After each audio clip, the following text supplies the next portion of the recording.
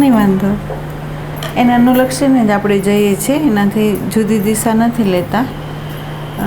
જેમાં એમ કહેવામાં આવ્યું કે મન હોય તો મનના માધ્યમ દ્વારા આપણે આત્મદેવને પામી ના શકીએ. પછી મનના માધ્યમ દ્વારા તમે શુદ્ધ અધ્યાત્મને તમારા અંતઃકરણની અંદર તમે પ્રગટ ના કરી શકો. એટલે મન સાધન જે છે એ સાધન આપણને જ્ઞાનનો પ્રકાશ ના આપી શકે, પણ પરિધિની અંદર જ આપણને ગુમાવીને પ્રકૃતિ જે છે ને એ પ્રકૃતિનો બોધ કરાવે, પણ પ્રકૃતિ જેની સત્તાથી ચાલે છે ને એનો એ બોધ કરાવતો નથી. બરાબર? એટલે એક ઊંડા થોડા જઈએ કે આપણા બોડીની અંદર 3 પ્રકારની ચૈતન્યની ઉર્જા જ કાર્યરત છે ઉર્જા ચૈતન્ય દેવની, પણ 3ના માધ્યમ દ્વારા એ કાર્યરત છે. તો તમને ત્યારે સમજાવ્યું હતું કે પશુ પક્ષીઓ એ બધા જે હોય એની અંદર પ્રાણ ઉર્જા કામ કરે છે, અને પ્રાણ ઉર્જાની અંદર જે ડેટા પડ્યા હોય અંદર એ ડેટા અનુસાર એ જન્મે છે, સંબંધ બાંધે છે, બાળક ઉત્પન્ન કરે છે, અને ખાવાના ટાઈમે અન્ન શોધે છે, સૂવાના ટાઈમે માળામાં વયા જાય છે. એની અંદરના જે ડેટા હોય એ પ્રમાણે જ ક્રિયા કરે. એનાથી આગળ એની અંદર ન ભાવ હોય કે ન બુદ્ધિ હોય. કરે ડેટા અનુસાર, જેમ આપેલા હોય ડેટા એ પ્રમાણે જ એ કાર્ય કરે. ચૈતન્યની સત્તાથી જ એ કરતું હોય, પણ એનાથી આગળ એને ન તો સાધનનો બોધ હોય કે ન એ કોઈ પ્રશ્ન ઉઠાવી દે કે આ કોની સત્તાથી ચાલે છે, એવું ત્યાં મનોબુદ્ધિ નથી. બરાબર? પણ માનવ શરીરની અંદર એ વિકાસ એટલા માટે થયો, માનવ દેહ સુધી આપણે એટલા માટે આવ્યા કે ઓની અંદર મનબુદ્ધિ નહોતી, એટલે કરતા ભાવ નહોતો, અને કરતા ભાવ નહોતો એટલે એનો પ્રકૃતિનો વિકાસ થયો. અને આ સાધનની અંદર જ વિકાસ શેમાં થાય છે? તો આત્મામાં નહીં. આ સાધન છે, એ સાધનની અંદર જેમ આપણે કોઈ પણ સાધન લઈએ તો દિન પ્રતિદિન અંદરથી નવી નવી વ્યવસ્થાઓ આવતી જાય, એમ એ ડેટા નાખતું જાય અને વિકાસ આપણને બતાવે કે આનો વધારે ઉપયોગ આમાં છે, આનાથી વધારે ઉપયોગ આમાં છે, એમ આપણને કહે. બસ એવી રીતે આપણું આ જે સાધન છે એ સાધનની અંદર જ એવો વિકાસ અંદર કરવામાં આવ્યો કે પ્રકૃતિની અંદર કર્તૃત્વ નહોતું, એટલે સમષ્ટિની અંદર પ્રકૃતિના માધ્યમ દ્વારા વિકાસ તો થયો, અને વિકાસ થયા પછી આપણી અંદર ચિત્ત ઉર્જા કાર્યરત થઈ અંદર. બરાબર? અને એ ચિત્ત ઉર્જા જે છે ચૈતન્યની સત્તાથી જ કાર્યરત થઈ. પણ એ ઉર્જાની અંદર જ્યાં સુધી આપણને આપણા પોતાના નિજી સ્વરૂપનું અજ્ઞાન હોય, તો આ ઉર્જા જે કાર્યરત થાય છે એ કયા માધ્યમ દ્વારા થાય છે? તો સમાજે જે આપેલા સંસ્કારો હોય, ધર્મના સંસ્કારો હોય, એ સંસ્કારો અનુસાર ચિત્ત ઉર્જા કાર્યરત થાય છે. અને એ કાર્યરત થઈને કરે છે શું? તો કે જેટલું એને જ્ઞાન છે એ જ્ઞાનના જ આધારને લઈને એ વિચાર ઉઠાવે છે, અને એ વિચાર અનુસાર એ કાર્યરત થાય છે. અને કાર્યરત થઈને આપણને પોતાને ખબર પડે છે કે આપણી જે પ્રકારની કામનાઓ હોય, જે પ્રકારની અંદર વાસનાઓ પડ્યો છે, એ પ્રમાણે આપણને એ મનોવૃત્તિના માધ્યમ દ્વારા આપણને બહિરંગ શબ્દ, સ્પર્શ, રૂપ, રસ, ગંધની અંદર એ નાખી દે છે. બરાબર? આ ચિત્ત ઉર્જા જે છે એ એવી છે કે જે 5 જ્ઞાન ઇન્દ્રિયના માધ્યમ દ્વારા સમષ્ટિમાંથી ઉર્જા એ લે છે. એનું ઉર્જાનું સ્થાન લેવાનું કયું છે? તો કે આ 5 જ્ઞાન ઇન્દ્રિય છે એના માધ્યમ દ્વારા એ ચિત્ત ઉર્જા સમષ્ટિમાંથી જે ઉર્જાને ગ્રહણ કરે છે. બરાબર? અને એ ઉર્જાને ગ્રહણ કરીને આપણા બોડીની અંદર એ ભરપૂર શક્તિ ભરી દે છે. પણ આપણી અંદર અજ્ઞાન છે, એટલે એ અજ્ઞાનને કારણે આપણે શું કરીએ છીએ? તો કર્મ ઇન્દ્રિયોનો આધાર લઈને આપણી પાંચેય જ્ઞાનેન્દ્રિય જેટલી શક્તિ ભરી છે એ કર્મ ઇન્દ્રિયના માધ્યમ દ્વારા આપણે એને વાપરી નાખીએ છીએ, બરાબર. એટલે તમને ખ્યાલ હોય કે એવા જીવો હોય કે જેને વ્યવહારિક વિવેક ના હોય, તો એવા બાળકો એવા હોય કે 100 રૂપિયા કમાઈને તો 100 રૂપિયા સાંજે વાપરી નાખે, બરાબર. એ વર્તમાનમાં એવી રીતે જીવતો હોય કે 2 પૈસા બચાવ ના માગે અને એમ કે કાલે પાછા 100 રૂપિયા મળશે જ ને, બરાબર. તો એ બચાવતો નથી. હવે જે વ્યક્તિ વ્યવસ્થાના ભાગની અંદર એ ઉર્જાને જો એ ન બચાવે, તો જ્યાં બચતું જ નથી તો કંઈ અચાનક કોઈ એવી ઘટનાઓ ઘટે તો એની પાસે બેલેન્સ નથી, તો એના માટે દુર્ઘટના સંભવ છે, બરાબર. એવી જ રીતે આપણે બેહોશીની અંદર પાંચેય જ્ઞાનેન્દ્રિયના માધ્યમ દ્વારા આપણે જે એનર્જીને લઈએ છીએ એ એનર્જીને આપણે કર્મેન્દ્રિયના માધ્યમ દ્વારા આ મન જે પ્રકારની વાસનાઓને પ્રગટ કરે છે એ પ્રમાણે એ વિષયોની અંદર આપણને લઈ જાય છે અને ઉર્જાને વપરાવી દે છે. એના ઉર્જાના વાપરવાના જે સ્થાન છે, વાણી છે, આંખ છે, બરાબર. કાનથી એ શ્રવણ કરીને પણ એની ઉર્જાને વાપરે છે. એટલે આપણને ખ્યાલ આવે છે કે જો આપણી આગળ સિલકમાં કંઈ રહેતું ન હોય તો એ ડાઉન થયેલી જે બેટરી હોય એની આગળ પ્રકાશ જ નથી, અને પ્રકાશ ના હોય એને તમે એમ કહો કે તારા અંતઃકરણની અંદર તારી જાતને તું જો, તો એ કેવી રીતે જોશે? એની પાસે પ્રકાશ જ નથી, બરાબર. અંતઃકરણ અંધકારથી સભર ભરેલું છે. હવે એને નાનો સો પ્રકાશ પણ હોય તો એ પ્રકાશ કરી શકે, પણ અહીંયા પ્રકાશ નથી એટલે એ પ્રકાશ કરી શકતો નથી, બરાબર. એટલે મન છે એ તમને તે દિવસે સમજાયું કે ભૂતકાળની સ્મૃતિનો આધાર લઈને બહિરંગ લઈ ન તો એ રૂપને વ્યવસ્થિત રીતે આપણને જોવા દે છે, ન શબ્દને શ્રવણ કરવા દે, ન સ્પર્શમાં જાગૃત થઈને આપણને એનો અનુભવ કરવા દે. જ્યાં જાય યા મન પોતાની સંસ્કારની સ્મૃતિનો આધાર લઈને એ કરે શું, તો વાસ્તવિક જે છે એ ન બતાવે અને અવાસ્તવિક છે એને બતાવીને આપણને એવા પ્રલોભનની અંદર નાખી દે કે જેમ આપણે એના નશાની અંદર ધૃત થઈને આપણે બહિરંગ વયા જઈએ છીએ અને પૂરેપૂરા ભોગની અંદર જઈને આપણે એવું માનીએ છીએ કે મને આનંદ છે, મને શાંતિ છે, મને પ્રેમ છે, બરાબર. શબ્દનો ઉપયોગ આ કરીએ છીએ પણ હકીકતની અંદર એમાં પ્રેમ નથી, રાગ છે, આનંદ નથી, સુખ છે. અને તમે જુઓ તો સંબંધ નથી, વિસંવાદ છે. કેમ? તો આપણે એમ કહી શકીએ કે પતિ પત્ની હોય, મા બાળક હોય, એને તમે સાચો પ્રશ્ન પૂછો કે તમારે ખરેખર પતિ પત્નીને સંબંધ છે અથવા મા અને બાળકને સંબંધ છે, તો તમે અંતરંગ વિચારો. બહિરંગ તમે કહી શકો કે સંબંધ છે, પણ અંતરંગ હૃદયથી પૂછો તો કોઈને સંબંધ જ નથી, કોઈને સંબંધ નથી, હારે હોવા છતાં હારે નથી. બીજું, શબ્દ સ્પર્શ રૂપ રસ ગંધની અંદર તમે સન્મુખ થાવ તો એ વખતે તમે સંબંધમાં નથી. ત્યારે એવું હોય છે કે સ્થૂળ રીતે સંબંધમાં હો છો પણ મનના માધ્યમ દ્વારા તો તમે ક્યાંય વયા ગયા હો છો, તો સંબંધ વગરના છો તમે, બરાબર. એટલે હવે જ્યાં સીધો સંબંધ ના થતો હોય તો તમને પ્રકૃતિના પણ જે વિષયો હોય તો એનું તમને જાણ કેવી રીતે થાય, એની સંવેદનાનો અનુભવ તમને કેવી રીતે થાય? છે વર્તમાન, છતાં આપણે વર્તમાનમાં નથી, બરાબર.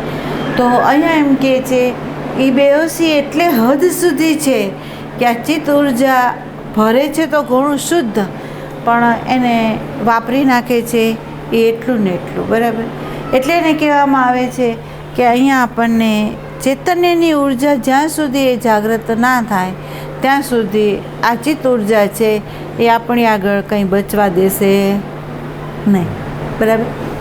ચિત્ત ઉર્જાનું કામ એવું છે કે વ્યવહારની અંદર તો એ આવું કામ કરી લે છે, વ્યવહારની અંદર આવું કામ કરી લે છે. સત્સંગના નામ હેઠળ પણ આ ચિત્ત ઉર્જા આવું જ કામ કરે છે. સત્સંગના નામ ઉપર પણ ચિત્ત ઉર્જા આવું જ કામ કરે છે. શું કામ કરે છે? તો તમે જુઓ, એક વસ્તુને તમને મેં કહ્યું છે કે કોઈ પણ સાધનનો હું અનાદર નથી કરતી. સાધન નિષ્કામ સેવા હોય, સાધન ભજન હોય, સાધન યોગ હોય, સાધન શાસ્ત્રનું અધ્યયન હોય, એનો હું ના નથી પાડતી, બરાબર.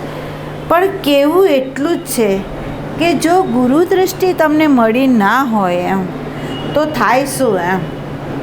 તો આપણને ખબર પડે છે કે જ્યાં ગુરુ દૃષ્ટિ નથી તો આ ચિત્ત ઉર્જા જે છે ને એ ઉર્જાને વપરાવી નાખે છે, જેની આપણને ખબર નથી પડતી.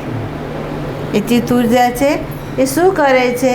તો પોતાની ઉર્જા અધ્યાત્મના માધ્યમ દ્વારા બતાવીને ધર્મની પ્રવૃત્તિ હું કરું છું એમ કરીને આપણી ઉર્જાને એ વપરાવી નાખે છે. અને વપરાવી નાખે છે એની આપણને ખબર ક્યારે પડે છે કે જ્યારે કોઈ પણ વ્યક્તિના માધ્યમ દ્વારા તમે હર્ટ થાવ અને કોઈ વ્યવહાર એવો થઈ જાય ત્યારે તમારી અંદરથી જે ક્રોધ ઉઠે છે એ ચિત્ત ઉર્જાનો છે. તમારી અંદરથી જે ક્રોધ ઉઠ્યો છે એ શું છે? ચિત્ત ઉર્જાનો છે. કારણ કે ભાવની અંદર વિકૃતિ છે, બરાબર. ચિત્ત ઉર્જાની સાથે ચૈતન્યની ઉર્જાનું કિરણ નથી અંદર, બરાબર. એટલે કહેવામાં શું આવે છે કે જ્યાં સુધી એકલી ચિત્ત ઉર્જા રમતી હોય, જ્યાં ચૈતન્ય ઉર્જાનું કિરણ ન અંદર પ્રગટ થયું હોય તો ત્યાં સુધી તમે જોઈ લેજો કે સેવાની અંદર એ દ્વેષ આવશે, ભજનની અંદર એ થોડીક સમય એવો હશે કે તમને ભાવાવેશ હશે, પણ એ ભાવાવેશની પાછળ જ્યારે કોઈ પણ ઘટના ઘટશે તો તમારી અંદર દ્વેષ અથવા ઘૃણા અથવા ક્રોધ હશે ને હશે, બરાબર. કેમ? તો ચિત્ત ઉર્જા છે એને એક ક્ષણ માટે ભાવ આવી ગયો અને બીજી ક્ષણે એ જ ઈષ્ટદેવ માટે એનો ભાવ બગડી ગયો. એક ક્ષણ માટે એને ગુરુની વાહ કરી નાખી અને બીજી ક્ષણે ગુરુએ કંઈક એને જો સચોટ કંઈક કીધું હોય તો એ બાળકને તમારા પ્રત્યે નફરતતા આવી ગઈ અને એ જ ગુરુને ગાળ દેવા માંડ્યો, બરાબર. તો હવે વિચાર કરો કે આ કામ કોનું છે? તો કે આ ચિત્ત ઉર્જાનું. આ કામ કોનું છે? ચિત્ત ઉર્જાનું. ચિત્ત ઉર્જા જ્યાં જ્યાં હોય અહીંયા અંતઃકરણની અંદર ખાલીપો હોય, એની અંદર ન તૃપ્તિ હોય, ન શાંતિ હોય, ન આનંદ હોય, ન નિષ્ક્રિયતા હોય.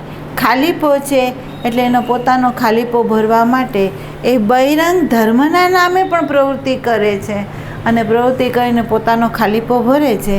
એ મેળવતો કંઈ નથી, મેળવતો કંઈ નથી. કેમ? એનું લંગર છૂટ્યું નથી. એને લંગર ક્યાં બંધાયેલું છે એની એને ખબર નથી, બરાબર. એટલે હવે તમે જોજો કે આ ચિત્ત ઉર્જાનું જો દર્શન થાય તમને, આ ચિત્ત ઉર્જાનું જો તમને દર્શન થાય તો તમને ખબર પડશે કે મારી સેવા ન તો નિષ્કામ છે, મારી ભક્તિ ન તો નિષ્કામ છે, મારા યોગની અંદર એ નિષ્કામ નથી. કેમ? તો એની અંદર એક પ્રલોભન છે, એની અંદર એ હેતુ છે, એની અંદર એ અપેક્ષા છે, એની અંદર એક આગ્રહ છે, એની અંદર એ પસંદગી છે કે મને આવા અનુભવ થાય તો હું પછી રોજ કરું, નહીં તો પછી 2-3 મહિના બેઠા અને હવે ધ્યાનમાં બેસવું નથી કે અનુભવ નથી થતો અને શું કરાવીશું, બરાબર. તો આ ચિત્ત ઉર્જા જે છે એ એવી છે કે આપણને ભમાવી દે છે, પણ સૂક્ષ્મ રીતે ભમાવે છે. પ્રાણ ઉર્જા છે એનું ભમવું દેખાઈ જાય છે, પણ જે ચિત્ત ઉર્જાનું હૃદયમાંથી ભમવું છે એ આપણને દેખાતું નથી, કારણ કે એ ભાવમાં અને વિચારમાં રમી રહી છે. આ બેમાં રમી રહી છે, બરાબર. હવે જોજો કે આ બે સાધનની અંદર જો ચિત્ત ઉર્જા બેહોશમાં હોય તો એ આવું કામ કરે છે. એ જ ચિત્ત ઉર્જા બેહોશવા સહિતની હોય તો શાસ્ત્રનું અધ્યયન કરતા હોય, શબ્દ સહિતનો સત્સંગ લેતા હોય, સંપ્રદાયોની અંદર તમે હો તો તમારા જ બુદ્ધિ એ તમે જોજો જે સંપ્રદાયની અંદર હો અથવા જે અધ્યયનમાં હો જે તમે ગ્રહણ કરતા હોય અથવા તમે જે વિચારની ધારામાં હો, તો એ ધારાઓની અંદર તમે એવા ચીપકેલા હો કે ત્યાંથી તમે ઓપન થઈ ન શકો અને તમે ત્યાં બંધાઈ ગયા છો. અને એ બંધાઈ ગયેલું જે પરિબળ છે એ શું કરે છે ચિત્ત ઉર્જા, તો કે તમને શ્રવણ કરવાની કળાને ખોડાવી દે છે. બરાબર. જ્ઞાનને ગ્રહણ કરતાં જ તમને વિમુખ કરી દે છે. કેમ? તો તમે ચીપકેલા છે વિચાર, નિયમ અને સંપ્રદાય. તમે ચીપકેલા છો સ્થૂળ ગુરુના શરીરને એમ. બરાબર. તો એ ચિત્ત ઉર્જા છે બેહોશ સહિત છે, એટલે તમને વિચારના માધ્યમ દ્વારા પણ આ બધાની અંદર તમને બદ્ધ કરી દે છે. અને એટલું સૂક્ષ્મ રીતે બદ્ધ કરે છે, તમે એને પ્રકાશવા જાઓ ને તો એનો પ્રકાશ થઈ શકે એમ પણ નથી. એટલા તમને એ બાંધી દે છે. કેમ? તો તમને કહી શકું કે નરસૈયાને ખબર પડી કે ભગવાન અનેક રૂપે મારી સામે આવીને મારા કામ એ કરે છે. નરસૈયાને ખબર પડી. ભક્તોને ખબર પડી જાય છે કે ભગવાન કયા રૂપે આવીને કામ કરી ગયા. તો એને ખ્યાલ છે કે જે રૂપને હું ભજું છું એ રૂપે નહીં, પણ અનંત એના રૂપ છે. અનંત રૂપના માધ્યમ દ્વારા મારા કામ કરી જાય છે, એટલે એને અનંતમાં દેખાય છે. અને ભક્ત કોને તે પણ કહું, બેહોશ ચિત્ત ઉર્જાવાળાને નહીં, પણ જે ભક્તની અંદર ચિત્ત ઉર્જા શુદ્ધ ભાવમાં પ્રગટ થયેલી છે, અને એવી શુદ્ધ ભાવની અંદર પ્રગટ થયેલી હોય તો એની અંદર પ્રેમ હોય. અને પ્રેમ એવું હોય કે એની અંદર વિભાજનને તોડી દે, અને તોડી દે એટલે વિશેષ રૂપ જે પરમાત્માનું છે એની સંવેદનાનો અનુભવ, એની એનર્જીનો અનુભવ એ ભક્ત કરી લે છે. ભક્ત હૃદયથી શુદ્ધ થયેલો હોય છે, એટલે એને ખબર પડે છે કે મેં જે પ્રશ્ન કર્યો છે, મેં જે માંગ કરી છે, એ માંગને પૂરી કરવા માટે વ્યક્તિના રૂપની અંદર પરમાત્મા કેવી રીતે આવીને કરી ગયો, તો એની પકડમાં આવી જાય. બરાબર. પણ જ્ઞાન માર્ગીઓ છે બોલે ખરા કે બધાની અંદર બ્રહ્મ વ્યાપીને રહેલો છે એમ કહે છે ખરા, પણ જો વ્યક્તિના રૂપની અંદર કોઈ કાર્ય કરી જાય તો એને ખબર ના પડે. બરાબર. એટલે એને ખબર કેમ નથી પડતી? તો કે બેહોશ જે ઉર્જા ચિત્તની છે એ કરે છે શું?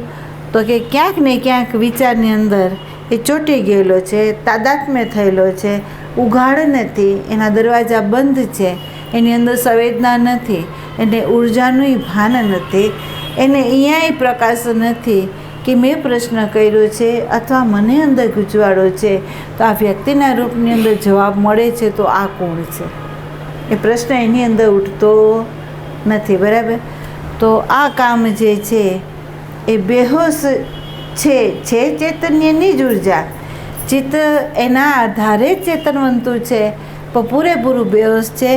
જે ચૈતન્યની જે ઉર્જા છે એને ઢાંકી દીધી છે, અને પ્રાધાન્ય આનું છે. બરાબર. હવે જો કોઈ બાળક સાચા સત્સંગના માધ્યમ દ્વારા દ્રષ્ટિ જોઈ લેતું હોય, તો એવા બાળકને હવે ખબર પડવા માંડે કે હું વર્તમાનની અંદર આવું છું, તો વર્તમાનની અંદર મારી બેહોશી જાહેર થાય છે. કેમ? તો મારી પ્રાણ ઉર્જા જે છે એ પણ વપરાઈ જાય છે, મારી ભાવ ઉર્જાની અંદર વિકૃતિ પડી છે તો એ પણ મારા શુદ્ધ પ્રેમને પ્રગટ નથી થવા દેતી, અને મારી બુદ્ધિ છે એ ક્યાંક જ્ઞાતમાં જકડાઈ ગયેલી છે કે જેથી એની અંદર પ્રજ્ઞાનો ઉદય થવા દેતી નથી. બરાબર. ભાવમાં પ્રેમ પ્રગટ થવા નથી દેતું, બુદ્ધિની અંદર પ્રજ્ઞાને પ્રગટ થવા નથી દેતું, અને કર્મની અંદર આપણને શુદ્ધ નિષ્કામ કર્મમાં પ્રવેશ થવા નથી દેતું. એટલે પ્રાણોની રિધમ તૂટે છે, ભાવોની અંદર વિકૃતિ આવી જાય છે, અને બુદ્ધિની અંદર જડતા આવી જાય છે. બરાબર. હવે આ ત્રણે જે છે ચેતનની સત્તાથી ચેતનની ઉર્જા લઈને જ કાર્યરત થયેલું છે, પણ છતાં એ આપણને આ ઉર્જા બેહોશને કારણે લઈ ક્યાં જાય છે? તો કે પ્રકૃતિની વ્યવહારિક વ્યવસ્થાની અંદર એ આપણને વપરાવી દે છે. બરાબર. તો સાધકે સજાગ ક્યાં થવાનું છે? સાધકે જે છે એને સજાગ ક્યાં થવાનું છે? તો આ પ્રાણ ઉર્જા છે એ તો તમારું એવું કામ કરશે કે એ ખાશે એને અન્ન પચાવવું, લોહી બનાવવું, શ્વાસોને લેવા મૂકવા, તમારે ભર ઊંઘમાં હોય તો એની રિધમ એ બરાબર ચાલે છે. જે ઉર્જા જ્યાં કાર્યરત છે, તો પ્રાણ ઉર્જાની અંદર તો તમારે ક્યાંય સજાગ નથી થવાનું, પણ તમારે સજાગ થવાનું છે કે હૃદયમાં રહેલી આ જે ચિત્ત ઉર્જા છે એમાં તમારે સજાગ થવાનું છે. બરાબર? એ ચિત્ત ઉર્જા છે એને તમારે જોવાની છે, એને જાણવાની છે, એને સમજવાની છે અને વિચારવાનું છે કે આ જે ઉર્જા છે એ જો જ્ઞાતમાંથી ઉઠીને જો બહાર જતી હોય તો એ મારી ઉર્જાનો વ્યય કરાવશે, મને પરિધિમાં જ ગુમાવશે અને મને એમાંથી મુક્ત નહીં કરી શકે. ચિત્ત ઉર્જાની તાકાત છે અસંગ પૂરેપૂરા તમને કરવાનું. ચિત્ત ઉર્જાની તાકાત છે કે આત્મદેવનો પ્રકાશ પાડવો અને બહિરંગ જે પ્રકૃતિ છે એનું વાસ્તવિક દર્શન કરાવવું. બરાબર? પણ ચિત્ત ઉર્જા બેહોશ હોય તો અવાસ્તવિકનું દર્શન તમને કરાવે છે કે જેની અંદર નામ રૂપ, એના ગુણ, એનું તમને દર્શન કરાવે છે.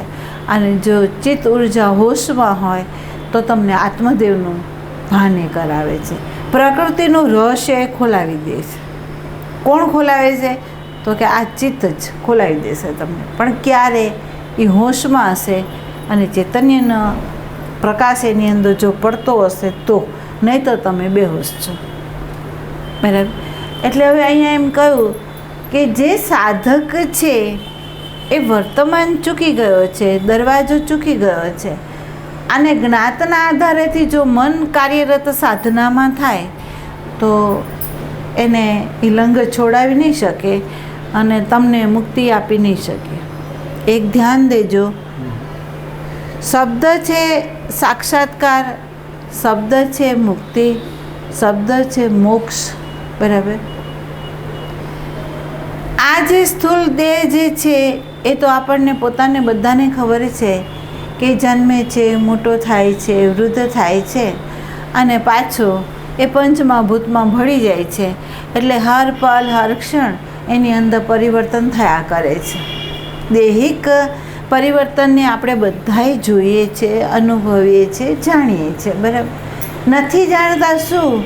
તો કે અંતઃકરણની જે અવસ્થાઓ છે એ અવસ્થાઓની અંદર હર પલ હર ક્ષણ પરિવર્તન થાય, પણ એ પરિવર્તન શેને કારણે થયું એ આપણને ખબર નથી.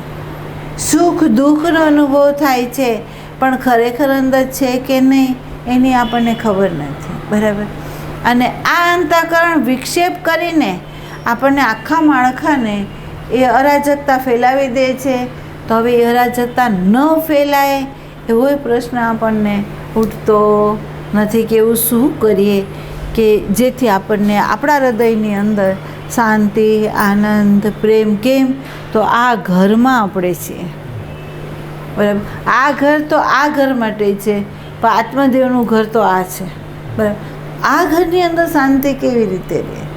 જેમાં આપણે એમ કહીએ છીએ કે બારે 4 જણા હોય અને કોઈની ગુંડાગર્દી જેવો સ્વભાવ હોય તો આપણે એમ કહે છે કે ભાઈ એને સ્વભાવ આ છે અને જો એની હું સામે થાવ તો ઘરનું વાતાવરણ ફેરવી નાખશે. એટલે આપણે ત્યાં શાંત થઈ જઈએ છીએ, નિષ્ક્રિય થઈ જઈએ છીએ અને આપણે એનું ચલાવી લઈએ છીએ. બરાબર? તો ત્યાં તમે એમ કરી શકશો, પણ અહીંયા અંદર બારે તો તમે આ કર્યું, પણ તમારી અંદર જે છે એ જે પ્રવૃત્તિ તમે બારે કરી એની અરાજકતા તમારા અંતઃકરણમાં ગઈ, તો હવે અહીંની શાંતિ માટે તમે શું કરો? બહાર તો તમે પોઝિટિવ થઈ ગયા, બરાબર? અહીંની ચિંતા આપણે કરી. જો આ ઘરની અંદર અશાંતિ ન ફેલાય એની ચિંતા આપણે કરી, પણ ક્યારે એવી ચિંતા કરી કે આ ઘરની અંદર અશાંતિ ન ફેલાય? બારે તમે કાળજી રાખી કે કોઈને દુઃખ ન થાય, અહીંયા તમે કાળજી રાખી કે આત્મદેવની અંદર દુઃખ ના આવે. એ જે ઘરમાં છે એ અંતઃકરણની અંદર દુઃખની અનુભૂતિ નહીં થવી જોઈએ, એની ચિંતા આપણને થઈ. અહીંયા શું કરીએ કે જેથી શાંતિ, આનંદ, પ્રેમ, પ્રકાશ અખંડ રહે? શું કરીએ? એમ તો આપણે શોધવું તો પડે ને કે કઈ ઉર્જાનો દુર્વ્યય થાય છે કે જેથી આપણા ઘરમાં આ છે. તો તમને સમજાવવામાં આવ્યું કે સંસ્કાર અને સ્મૃતિ સાથેનું જે તાદાત્મ્યપણું છે આપણું, એ જ્યાં સુધી નહીં તૂટે ને ત્યાં સુધી આ ચિત્ત ઉર્જા વ્યય કરાવશે. અને જો એનું તાદાત્મ્ય તૂટે તો સમજી લેવાનું કે ચૈતન્યની ઉર્જાનું કિરણ તમારા અંતઃકરણની અંદર એ પડશે, અને પડશે તો એ પ્રકાશ કરીને તમને બતાવશે કે તમારો પ્રોબ્લેમ ક્યાં છે. તમારો પ્રોબ્લેમ પ્રાણ ઉર્જામાં છે, તમારો પ્રોબ્લેમ ચિત્ત ઉર્જામાં છે, કે તમારો પ્રોબ્લેમ બુદ્ધિમાં છે. જેને એમ કહેવામાં આવે કે જે ચેતનની ઉર્જા જ બુદ્ધિ, કારણ કે એ મગજના માધ્યમ દ્વારા હાલી રહી છે. ડેટા આપણા બધાના મગજમાં છે. બરાબર? તો તમને ખબર પડી જાય કે મારો પ્રોબ્લેમ ક્યાં છે. પણ ક્યારે ખબર પડે કે આપણી અંદર ચૈતન્યનું કિરણ જો પ્રગટ થયું હોય તો આપણને ખબર પડે કે આપણને પ્રોબ્લેમ ક્યાં છે. બરાબર? અને તમને બધાને કહેવામાં આવ્યું છે કે જ્યારે આપણે આત્મદેવનું કેન્દ્ર ચૂકીએ છીએ અને નામ અને રૂપવાળા અહંકારને આપણે ધારણ કરીએ છીએ, તો ત્યારથી જ મન બુદ્ધિનું સામ્રાજ્ય વધી જાય છે, હાવી થઈ જાય છે. પ્રકૃતિના વિષયોની અંદર વિચારના માધ્યમ દ્વારા પાંચેય જ્ઞાનેન્દ્રિયો કર્મ ઇન્દ્રિયોને સહાયક થઈને કાર્યરત થાય છે, અને એ ઉર્જાનો વ્યય કરાવીને પ્રાણોની રિધમને તોડી નાખે છે. પૂરેપૂરા તમને બેહોશ કરે છે, તમારા પ્રાણને સ્થૂલ કરી નાખે છે, તમારા ભાવોને જડ કરી નાખે છે. અને વિચાર કેવા છે તો તમને પોતાને ખ્યાલ આવશે કે સ્વકેન્દ્રિત વિચાર છે, બાજુમાં બેઠેલો છે એના માટેનો વિચાર તમારી અંદર નથી. એટલા કુંઠિત આપણે થઈ ગયા. કેમ? તો આપણે નામ અને રૂપવાળા અહંકારની સાથે આપણે તાદાત્મ્ય થઈ ગયા છે. તો એ અહંકારના સાથેનું તાદાત્મ્યથી જ આ ત્રણ ઉર્જાની અંદર રોગ આવ્યો. બરાબર? પણ જો એનું તાદાત્મ્ય તૂટે તો આ ત્રણમાં જે રોગ છે એ જડમૂળથી નષ્ટ થાય અને આરોગ્યની અંદર સભર ભરાય. બરાબર? સુવ્યવસ્થા છે એ પ્રાણની પણ આવે, ભાવની અંદરની વિકૃતિ છે એ પણ દૂર થાય, અને પ્રજ્ઞા કાર્યરત થાય તો તમને એ બતાવવામાં આવે કે નેત્રના માધ્યમ દ્વારા તમે જે કંઈ જુઓ છો એમાંય વિવેકનું કિરણ છે. કર્ણ ઇન્દ્રિયની અંદર એ વિવેકનું કિરણ છે. કર્ણ ઇન્દ્રિયની અંદર તમે સત્સંગ સાંભળતા હો તો ન શબ્દનો અર્થ, ન સંવેદના, ન અનુભવ, પણ તમે ઊભા ક્યાં રહ્યો? તો શબ્દ જ્યાં સંકેત કરે છે તમે ત્યાં ઊભા રહ્યો છો. તો એ હોવાપણામાં જો તમે ઊભા રહી જતા હોય તો આપણને ખબર પડી જાય છે કે આની અંદર ચૈતન્યની ઉર્જાએ કાર્ય કર્યું છે, અને વિવેક થઈને વિવેકની જ્યોતના માધ્યમ દ્વારા ભલે કર્ણ ઇન્દ્રિયે કાર્યરત કર્યું, પણ એ જ્ઞાન ઇન્દ્રિયના માધ્યમ દ્વારા તમને યોગ સધાવી દીધો, તમને શબ્દાતીતમાં સ્થિર કરી દીધો. બરાબર? પણ ક્યારે બને? જો ચૈતન્યની ઉર્જાનું કિરણ તમારી અંદર પ્રવેશવું હોય તો. આ ધ્યાન દેજો, ગુરુ હંમેશા એક કિરણની ચિનગારી તમારી અંદર નાખે છે ને નાખે છે. બરાબર? એને જવલિત રાખવા માટે એ હંમેશા આપણને હથોડા મારે છે ને મારે જ છે. છતાં આ બેહોશ જે જીવ છે એ ન તો ચિનગારી સામું જુએ છે, અને જે હથોડા મારે છે તો આપણે એમ કહીએ છીએ કે જે બાળકને બહુ મારીએ તો એ બાળક નફ્ફટ થઈ જાય. એમાં આ ગુરુ જે સાધકને બહુ કહે તો એ સાધકે નફ્ફટ થઈ જાય છે, જડવત થઈ જાય છે, એની અસરો એને નથી. બરાબર? પણ એમ કહે છે કે જેને સ્વમાન હોય અને જે બાળક ટકોર પણ ઝીલી ન શકતું હોય એવો જો સાધક હોય તો એ સાધકને ગુરુએ ટકોર કરી અને એને હાડોહાડ લાગી ગઈ, અને હાડોહાડ લાગી ગઈ તો એ પુરુષાર્થમાં ઉતરી ગયો. બરાબર? તો સાચો જે સાધક છે એને દૃષ્ટિ આપવામાં આવે છે કે આ ત્રણ પ્રકારની ઉર્જા છે કાર્યરત થઈ રહી છે. તારે વિવેક રાખવાનો છે કે આ ઉર્જા જે છે એને ક્યાં વાપરીએ કે જેથી આપણો આત્મદેવ પોસાય, પણ અહંકાર નહીં. ક્યાં વાપરવી એને, આપણને કેવી રીતે એને વાપરવી એ આપણને એ બતાવે એ છે. બરાબર. તો જાગરણ આપણે અહીંયા રાખવાનું છે. સાધન, એક વસ્તુને હંમેશા ધ્યાન દેજો કે મનોવૃત્તિ છે એ સાધન વગર નથી રહી શકતી. જેમ તમને ખબર હોય, એક વૃક્ષની સંયોગની અંદર એક વેલી ચડાવી આપણે, પણ વૃક્ષ ઉખેડી લઈએ ને તો વેલી નીચે પડી જાય. જે ટેકો તમે વેલીને આપો છો એ ટેકો જો તમે હટાવી લો ને તો એ નીચે પડી જાય છે, એ ચડતી નથી. બરાબર. એવી જ રીતે આ મન છે, એને એવું છે કે એને આધાર જોઈએ છે, એને આધાર જોઈએ છે. હવે એ આધાર શું છે એનો? તો આપણને બધાને ખબર છે કે અહંકારને આધાર જોઈએ છે નામનો, રૂપનો, ભૂત અને ભવિષ્યનો. એ વર્તમાનમાં તમે આવો તો તમને ભય કરાવી દે. બરાબર. એને કોઈ સાધન તમે ના આપો તો એને પેલું નથી કહેતું કે એક બાળક ચંચળ હોય ને તમે કહો 5 મિનિટ અહીંયા બેસો તો એને અઘરું પડે. એવી રીતે આ મનને અઘરું પડે છે વર્તમાનમાં સ્થિર રહેવા માટે. બરાબર. તો એ એની હેબિટ નથી.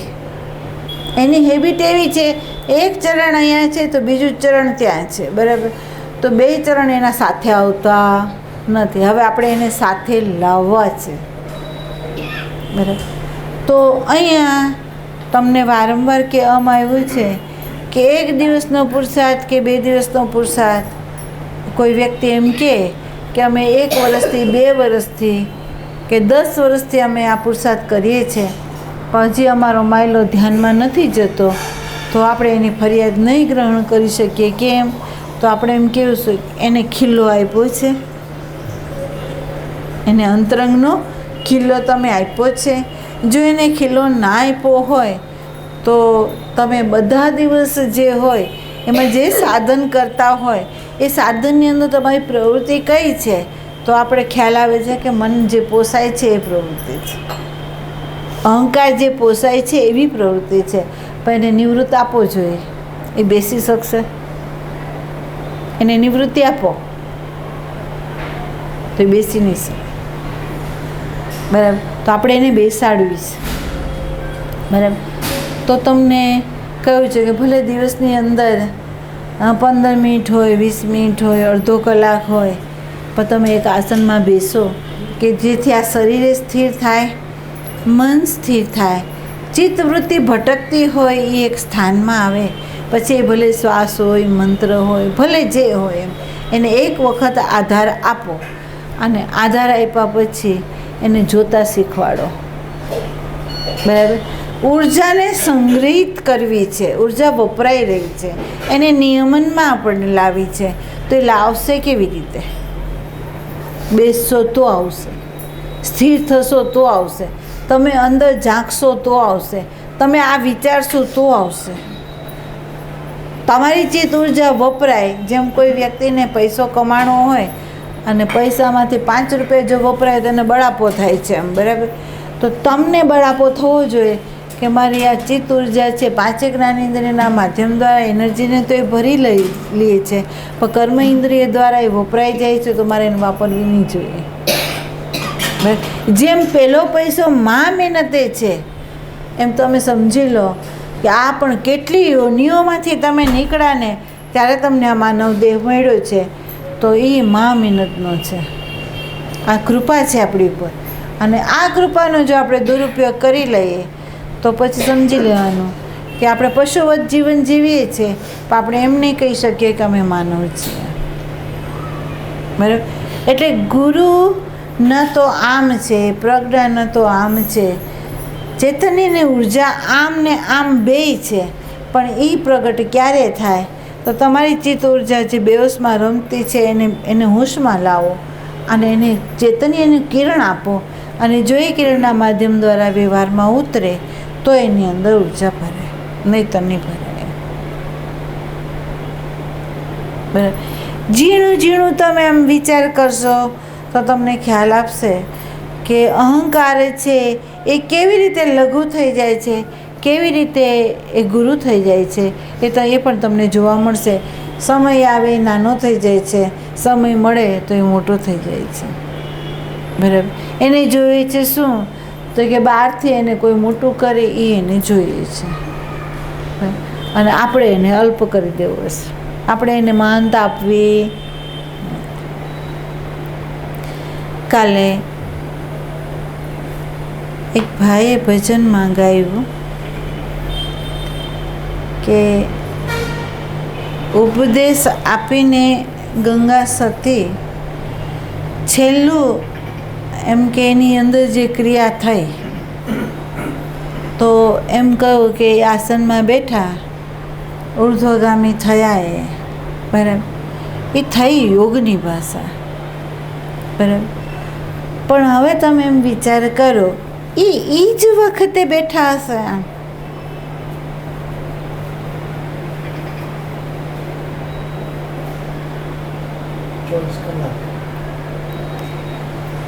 સહજ સમાધિ એને કહેવામાં આવે કે એ સ્થિતિમાં સ્થિત થઈ ગયો એ વ્યક્તિ, અને આ સાધન છે એને સમય અનુસાર જે કરવું ઘટે એ કરે, અને કરે છતાં એ એની અંદર ચલિત ના થાય તો એની અખંડ સમાધિ છે.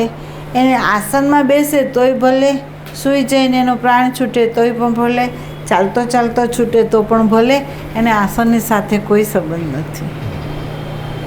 ગંગા સતીના ભજનોને પ્રકાશવા હોય તો ઘણું અઘરું છે.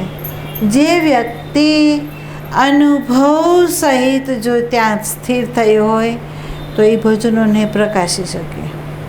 ધારો કે ગંગા સતીનું ભજન છે, શીલવંત સાધુને વારે વારે નમીએ પાનબાઈ, જેના બદલે નહીં વર્તમાન. જેના વર્તમાન બદલતા નથી. બરાબર. શીલવંત આપણે કોને માનીએ? તો કે પર સ્ત્રી ગમન ના હોય. કોઈ પણ વ્યક્તિ હોય એ વિજાતીયતાની અંદર એકમાં જ રમણ કરે અને એકમાં ન રમણ કરે, એ શીલવંત આપણે કહીએ છીએ ને. બરાબર. અહીંયા એને નથી કીધું. એ સમાજની ભાષા છે, એ સમાજે આપેલો વિચાર છે. બરાબર. અહીંયા એ વાત જ નથી. એને શીલવંત કીધું જ નથી. એને શીલવંતા એવી કીધી જ નથી કે એક જ પુરુષ અને એક નહીં એમ કીધું. એને શીલવંત નથી કીધું. આમ તમે જુઓ તો સતી નારી પણ એને નથી કીધી. આ ભૂલ છે આપણી બધાની ભૂલ છે. જો એક જ પતિની સાથે રમણ કરીને જેનું શરીર છૂટું હોય એ જો સતી કહેવાતી હોય તો 5 પુરુષોની વચ્ચે રમનારી દ્રૌપદીને સતી કેમ કહેવી? 5 પતિની વચ્ચે રમતી એક દ્રૌપદી એને સતી કેમ કહેવી? બરાબર. અહીંયા એમ કહે છે કે તારાને સતી કીધી, તો પરપુરુષના સ્થાનમાં એ જઈ આવેલી એ સતી કેવી રીતે હોઈ શકે? એમ બરાબર. વાત એમ નથી. એણે એમ કહ્યું છે એક તો એક જ છે અને એ વિશેષ રૂપે પુરુષ છે. ચૈતન્ય દેવ એક જ વ્યાપીને અણુની અંદર વ્યાપીને રહેલો છે, અને સગુણ રૂપે એ જ પુરુષ છે. બાકી બધા પ્રકૃતિના સ્વરૂપની અંદર સ્ત્રી જ છે. બાકી બધા પ્રકૃતિના સ્વરૂપે સ્ત્રી જ છે. બરાબર. હવે જે સ્ત્રી છે એ સ્ત્રી પોતાની વૃત્તિને ચૈતન્ય દેવની સાથે જો જોડી દે અને એની અંદર જ એ અખંડ રમણ કરે તો એ સતી છે અને એ શીલવંત છે. એ જ સતી છે અને એ જ શીલવંત છે. કેમ? તો એનાથી સિવાય એની પાસે બીજું કંઈ જ નથી. બરાબર. તો અહીંયા એમ કીધું જેનું બદલે નહીં વર્તમાન, તો એની અંદર અખંડ હોશ હશે. એની અંદર અખંડ હોશ છે.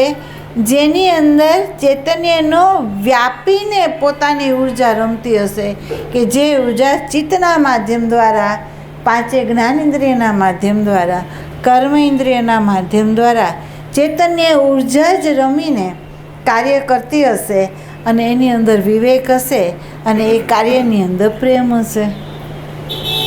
બરાબર. તો એ સાધુતા છે, એ શીલવંતા છે, એ સતીતા છે, એ શિષ્યત્વા છે, કે જેની અંદર હર પલ હર ક્ષણ શીખવાપણું છે. અહીંયા તમે જુઓ તો એ ક્યારે એમ નહીં કે હું શીખતો નથી, એમ કે છે હું પ્રકૃતિના અનંત રહસ્યોને હું ખોલી જ રહ્યો છે. હજી મારા પૂરેપૂરા રહસ્યો મારી સામે હજી આવ્યા નથી.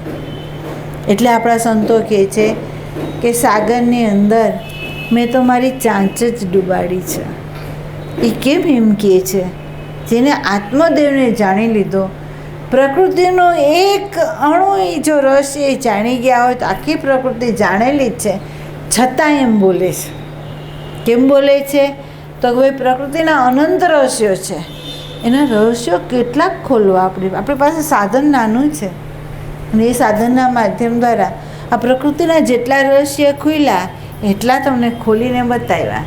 પણ પૂર્ણ જે છે એનો પ્રકાશ છે, એ પ્રકાશની અંદર એમ કહે છે ભાઈ એની અંદર કંઈ જ નથી, એ કંઈ બન્યું નથી અને કંઈ બનવાનુંય નથી. બરાબર.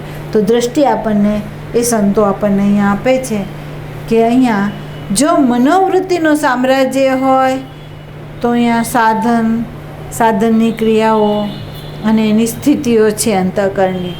પણ જો ચિત્ત ઉર્જાનું સામ્રાજ્ય હોય તો આપણે એમ કહી શકીએ કે ત્યાં ભાવ છે, ત્યાં ભાવાવેશ છે, એની અધિક વિશેષ અનુભૂતિઓ છે, એમ આપણે કહી શકશું. પણ ચૈતન્ય દેવની ઉર્જા જો વ્યાપેલી હોય તો એ આપણે એમ કહીશું કે આપણા અંતઃકરણની અંદર ન તો ભાવ છે, ન તો શબ્દ છે, ન તો સ્થિતિ છે, કંઈ જ નથી, ફક્ત ચૈતન્યનો પ્રકાશ છે. ત્યાં સુધી આપણે અંતરંગ વિચરવું પડશે. ત્યાં સુધી ઊંડાએ, જેમ અહીંયા કીધું કે વર્તમાનના ઊંડાણમાં આપણે જવું છે, તો આ સાધનના માધ્યમ દ્વારા નહીં જવાય, પણ ચૈતન્યની ઉર્જાના માધ્યમ દ્વારા જવાશે. કારણ કે ચૈતન્યની ઉર્જા જ વર્તમાન છે, ચૈતન્યની ઉર્જા જ જાગૃત છે, બીજી નહીં. એમ બરાબર. એટલે એમ કહેવામાં આવે છે કે આ શરીર જો સૂઈ જાય તો સમષ્ટિ આપણને ઉઠાડી દે છે આમાંથી. અંતરંગ જે છે એ ન તો ગુરુ ઉઠાડી શકશે, ન તો સમષ્ટિ ઉઠાડી શકશે, પણ એક કામ ગુરુ કરી શકશે અને એક કામ સમષ્ટિ કરી શકશે. શું? તો કે ગુરુ દ્રષ્ટિ આપશે અને સમષ્ટિ છે એ પ્રસંગ ઘડશે અને તમારા બીજોને બતાવશે. અને જે દ્રષ્ટિ ગુરુએ આપી છે એ દ્રષ્ટિથી તમારે એ બીજને જોઈ લેવાનું છે, અને જો તમે જોઈ લ્યો તો કામ ઘટશે. એટલે અહીંયા પુરુષાર્થ સ્વયંનો જ છે, બીજા કોઈનો નહીં. અહીંયા બીજો કોઈ વ્યક્તિ પુરુષાર્થ કરે અને તમે એને પામો, એ વાત બરાબર નથી. હા, એક કામ થશે, જેમાં મૌનમાં પરમાત્મા વ્યાપેલો છે, અને એ મૌનમાં રહીને પ્રકૃતિના માધ્યમ દ્વારા ગતિમાન થઈને આપણને અનેક રૂપે વ્યક્તિના રૂપની અંદર આપણને પ્રકાશ કરીને પ્રસંગ ઘડીને બીજ બતાવી રહ્યો છે. જો જેની સતત નજર હોય એની ઉપર તો એને એ દેખાઈ જાય છે, એને એ દેખાઈ જાય છે. તો આપણી સતત જાગૃતિ જોઈએ છે. ત્યાં વ્યક્તિ જો દેખાઈ જાય તો ચિત્ત ઉર્જા કામ કરે છે, અને જો ત્યાં વ્યક્તિ ન દેખાય ને ગુરુ દેખાઈ જાય તો સમજી લેવાનું કે ત્યાં ચૈતન્યની ઉર્જા કામ કરે છે. બરાબર. એટલે હર પલ હર ક્ષણ જો જાગરણ નહીં હોય તો બેહોશી આવી જશે, અને જો જાગરણ હશે તો તમારી બેહોશી નહીં આવે. હવે આમાં કંઈ પ્રશ્ન હોય તો કહો. તમે આ જે કહો છો ને કે આપણને દેખાય અંદર બીજ તો દેખાય છે પણ એનું કામ નથી થતું અને એ એનું કામ કરી જાય છે.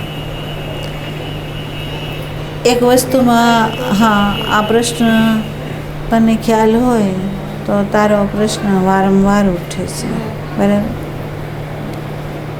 સમજવામાં એક વસ્તુ ધ્યાન દે. તમને એક વખત કહેવામાં આવ્યું છે, આપણે એમ કહીએ છીએ કે મને બીજ દેખાઈ જાય છે, આપણે એમ કહીએ છીએ. અને હું એમ કહું તમને બીજ નથી દેખાણું. હું એમ કહું છું તને બીજ નથી દેખાણું. હા, માહિતીના જ્ઞાનમાંથી આપણે અનુમાન કરી લઈએ છીએ કે આ કારણ છે. જોજો, આપણે અનુમાન કરી લઈએ છીએ કે આ કારણ છે. તમને એમ કહ્યું હતું કે જે બાળક હોય એ અગ્નિમાં હાથ નાખે અને દાજી જાય તો એ અગ્નિને અડે ખરો? બીજું જોજો, તમે એકલા ક્યાંક ગયા હોય અને એ વખતે તમારી અંદર એવું હોય કે કંઈ થશે નહીં, કોકે કીધું ભાઈ એકલા આમ નહીં જતા, અને છતાં આપણે ગયા અને લૂંટાઈ ગયા, તો હવે તમે એકલા જશો ખરા? જોજો, તમે હાલો છો રસ્તા ઉપર, અચાનક તમને હોશ આવી, ખાડો દેખાઈ ગયો, તો તમે પગ માંડશો ખરા અહીંયા?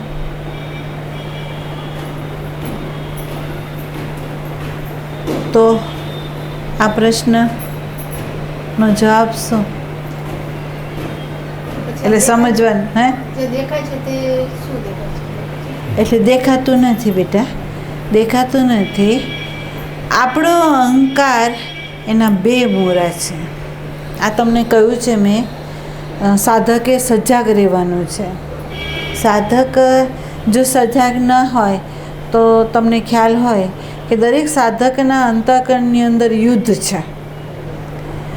પૂરેપૂરા સંસારીમાં યુદ્ધ નથી, પૂરો જાગી ગયેલો છે એનામાં યુદ્ધ નથી. જે યુદ્ધ છે એ વચ્ચેનો સાધક છે એની અંદર યુદ્ધ છે.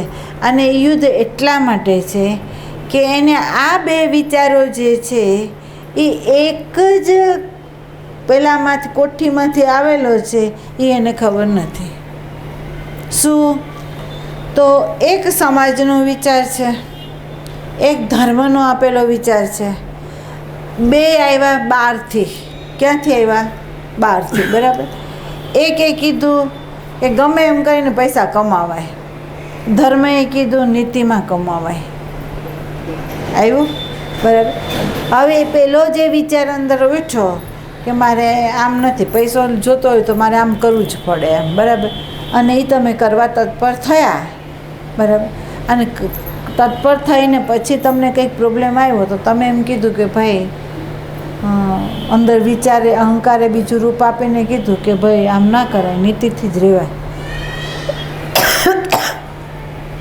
આ ફળનું કારણ અનીતિ છે એમ કીધું. તો એ તે જોયું છે કે માહિતીમાંથી આવ્યું? માહિતીમાં, બરાબર.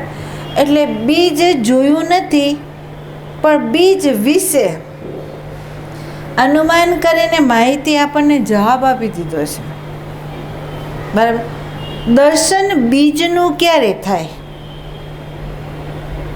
દર્શન છે એ બીજનું ક્યારે થાય? જેમ તમને ખબર હોય કે કોઈ વ્યક્તિને જમીનની અંદર પાણી કાઢવું છે ને, અને એ વ્યક્તિ મશીન લાવીને કાઢવા બેસે તો આપણને બધાને ખબર છે કે પહેલાં પોચી માટી જ નીકળે, ખબર છે ને?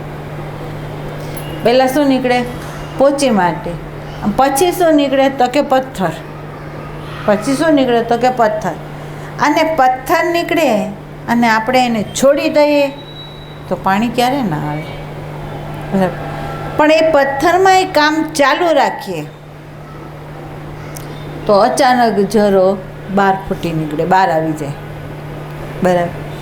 એમ અહીંયા ધૈર્ય ધરવાનું છે અને જે પ્રસંગ બને છે ને એને ધારણ કરવાનું છે. અહીંયા ધૈર્ય ધરવાનું છે અને જે પ્રસંગ બને છે ને એને આપણે અંતઃકરણથી ધારણ કરવાનું છે, એની સામે થવાનું નથી. આવ્યો જે પરિબળ એને તમે ધારણ કરી લો, ધારણ કરીને ધૈર્ય રાખો અને તમે અંદર જુઓ કે જે ઉઠે છે, જે અંદર ઉઠે છે, કામ ઉઠે તો પણ ભલે, ક્રોધ ઉઠે તો પણ ભલે, લોભ ઉઠે તોય ભલે, જે ઉઠે છે અંદર એને ખાલી જોયા કરો. બરાબર? જેમ જેમ તમે એને જોતા જશો ને તો શરૂઆતની અંદર તો આપણને ચોખ્ખું દેખાશે કે ભાઈ આ છે, કારણ કે જ્ઞાતમાંથી નીકળે છે પરિબળ. બરાબર? તો એ સહેલાઈથી તમને દેખાવા માંડે છે. બરાબર? પછી એવું આવે કે અંદર જડતા વ્યાપી જાય, આપણી અંદર જડ થઈ જાય, ક્યાં સુધી જોવું. બરાબર? આનંદ આવતો નથી, રહેવા દો ને. બરાબર? પણ એવા સ્થાન ઉપર પણ જો એ વ્યક્તિ જોવાનું ઊંડું રાખે, ઘટના એવી ઘટે કે જે બીજ અંદર પડ્યું છે ને એ બહાર આવી જાય. જે બીજ અંદર પડ્યું છે ને એ બહાર આવી જાય, અંકુર ફોડી દે અને આપણને બતાવે કે આ વ્યક્તિનો મારી જોડે જે વ્યવહાર થયો, બરાબર, તો એ મારા સહયોગમાં આવ્યો કેમ, મારા સહયોગમાં એ કેવી રીતે આવ્યો એમ. તો આપણને ખબર પડી કે આ બીજ હતું ને એટલે આવ્યો. આ બીજ ન હોત તો એ ના હોત, કારણ કે એ વર્ષાનું રૂપ છે, એ પ્રસંગ ઘડે છે સમષ્ટિના રૂપે. અને પ્રસંગ ઘડીને આપણનું બીજ બતાવવા એ માંગે છે કે તારા કામનું બીજ આ છે, તારા ક્રોધનું બીજ આ છે, તારા લોભનું બીજ આ છે, એ બતાવે છે આપણને. બરાબર? તો અહીંયા તમે એમ કહો કે મને એક દિવસમાં દેખાય, મને 2 દિવસમાં દેખાય, તો હું ના પાડું છું. બીજું એક જેણે અનુભવ કર્યો છે ને એને હું કહું, મારો સ્વભાવ પ્રમાણે હું કહું કે કોઈ વ્યક્તિ જે કાર્યની અંદર આપણો ચંચુપાત ના હોય અને એ આપણને એમાં ઠેરવી દે અને આપણને દોષિત ઠેરવીને અભિવ્યક્ત એ કરે એટલે આપણને અંદર પ્રત્યાઘાત પડે ને. બરાબર? એ પ્રત્યાઘાતને કોઈ વ્યક્તિ એમ કે મેં એને જોયું અને મને એને બીજ દેખાઈ ગયું, તો હું એને કહું કે એણે જોયું નથી. એ બફર બનાવી દીધું અહંકારે અને એને બીજા રસ્તામાં લઈ ગયું. વાત કરતાં બીજે રસ્તે એને ચડાવી દીધું. એની સજાગતા નથી. પણ જે વ્યક્તિ સજાગ છે અને એની અંદર પ્રત્યાઘાત જે પડ્યો છે એ પ્રત્યાઘાતને એણે માણ્યો છે, એણે જોયો છે, તો હું એમ કહું છું 1 દિવસ જાય છે, 2 દિવસ જાય છે, જો ઊંડો પ્રત્યાઘાત પડ્યો હોય તો 5 ને 6 દિવસ એ પ્રત્યાઘાત હાલે છે. બરાબર? અને જતો નથી એમને. સતત તમે એની સામે રહો ને ત્યારે એ અમુક દિવસે જ એનું પોતાનું કારણ બતાવી દે અને એને હળવાશ આપી જાય. અને એ હળવાશ એવી હોય કે એને એ દૃષ્ટિ મળી ગઈ, નવી દૃષ્ટિ મળીને તો હવે શું કરશે, તો કે પ્રત્યાઘાત પડશે ને એને અભિવ્યક્ત આમ નહીં આપે, એ અંદર જોવાનું શરૂ કરશે. બરાબર? અને જોતાં એના મૂળને શોધી કાઢશે અને એને ખેરવી નાખશે. આ 1 દિવસનું કામ નથી. બીજું, તમને એક વખત કહેવામાં આવ્યું હતું કે મહાન અવધૂત સ્થિતિની અંદર જેના શરીર છૂટા હોય એવા વિમલાતાએ આખા વિશ્વમાં પ્રખ્યાત થયેલા સર્વોદયના કાર્યકર હોવાથી એનો અંદરનો એક સૂક્ષ્મ સત્વગુણી અહંકાર તો હોય તો જ કાર્ય થાય. બરાબર? તો એને નહોતી ખબર પડતી કે આકાશની અંદર નીલ ગગનમાં હું કેમ નથી ઉડી શકતી. એને એ ખબર નથી પડતી કે આકાશના નીલ ગગનમાં હું કેમ ઉડી નથી શકતી એમ. પણ જય કૃષ્ણમૂર્તિનું એક જ લેક્ચર એને સાંભળ્યું અને એ કેવા સભાન હશે કે એણે કેવી રીતે સાંભળ્યું હશે કે જેના શ્રવણ માત્રથી એક જ લેક્ચરની અંદર એનો આખો બાંધેલો મેલને એણે તૂટતો જોયો અને એને ખબર પડી ગઈ કે આ જ વસ્તુ મને નીલ ગગનમાં ઉડવા નથી દેતી. બરાબર, હું બંધાયેલી છું, હું એના લોમાં છું. બરાબર, તો એને એ જ દિવસે એમાં રાજીનામું આપી દીધું. બરાબર, કંઈ પણ વિચાર્યા વગર. કેમ? તેણે સ્પષ્ટ જોયું, એને સ્પષ્ટ જોયું છે એટલે એણે છોડ્યું છે. અને એ છોડ્યા પછી એની મુક્તતાની અનુભૂતિ એને થઈ. એ વખતે જ્યારે આ એણે અભિવ્યક્તિ કરી છે એ વખતે વિમલાતાઈ એવા હતા કે જેને અવધૂત અવ્યક્ત શરીરની અંદર રહેલા જે સંતો હતા તે લોકો આવીને એને જ્ઞાન આપતા હતા અને કૃષ્ણ જેની વાત કરતા હતા, પ્રસાદી જે હાથોહાથ આપતા હતા, એવું તો એનું જીવનની અંદર આ ચૈત્ર હતું ને હતું, છતાં એ બદ્ધ હતા. આ બધું એની અંદર પ્રગટ હતું, છતાં એ બદ્ધ હતા. અને બદ્ધતાનો પ્રકાશ જ્યારે જય કૃષ્ણ મૂર્તિના લેક્ચરના માધ્યમ દ્વારા એને થયો તો એણે કહ્યું કે મને આ વસ્તુ નીલ ગગનમાં ઉડવા નથી દેતી. એણે છોડી દીધું. કેમ? તો નીલ ગગનની મહત્તા એના માટે હતી, એની સ્વતંત્રતા એના માટે મહત્ત્વ હતું કે મારો આત્મા આનાથી પણ બંધાવવો ના જોઈએ. બરાબર, અને એ સ્થિતિએ આવ્યા પછી, એ છોડ્યા પછી એણે જ્યારે જોવાનું શરૂ કર્યું, કેમ કે એણે આ બીજ દેખાડું, એણે તોડ્યું તો એને મુક્તતાનો અહેસાસ થયો. તો ગીતાની અંદર એક વાક્ય એવું છે કે પ્રકૃતિ યાન્તિ ભૂતાની નિગ્રહ કેમ કરશે હતી. બરાબર, તો પ્રકૃતિ જે છે એ પ્રકૃતિ પરિવર્તનશીલ છે, એનો નિગ્રહ તો આપણે નહીં કરી શકીએ. પણ આપણી પ્રકૃતિની અંદર એક જાતિ પ્રકૃતિ છે. આપણી પ્રકૃતિની અંદર એક જાતિ પ્રકૃતિ છે. અને એ જાતિ જે પ્રકૃતિ હોય એની અંદર એમ કહેવામાં આવે કે પટેલની હોય, બ્રાહ્મણની હોય, વાણિયાની હોય, બધાની પોતાની જાતીય પ્રકૃતિ છે. હવે એ જાતીય પ્રકૃતિના જે ગુણધર્મ છે એ અણુની અંદર વ્યાપેલા છે આપણા. બરાબર, તો અહીંયા વિમલાતા એમ બોલ્યા છે કે જાતીય પ્રકૃતિના જે સંસ્કાર હતા એને મુક્ત થવા માટે મને 10 વર્ષ લાગ્યા. જાતીય પ્રકૃતિના જે બીજ મારી અંદર હતા બ્રાહ્મણત્વના, એને મને કાઢતા 10 વર્ષ લાગ્યા.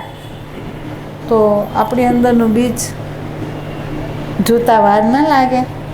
એને આપણે કેવી રીતે કહી શકીએ કે આપણે જોયું. ખ્યાલ આવ્યો? જોવે કોણ?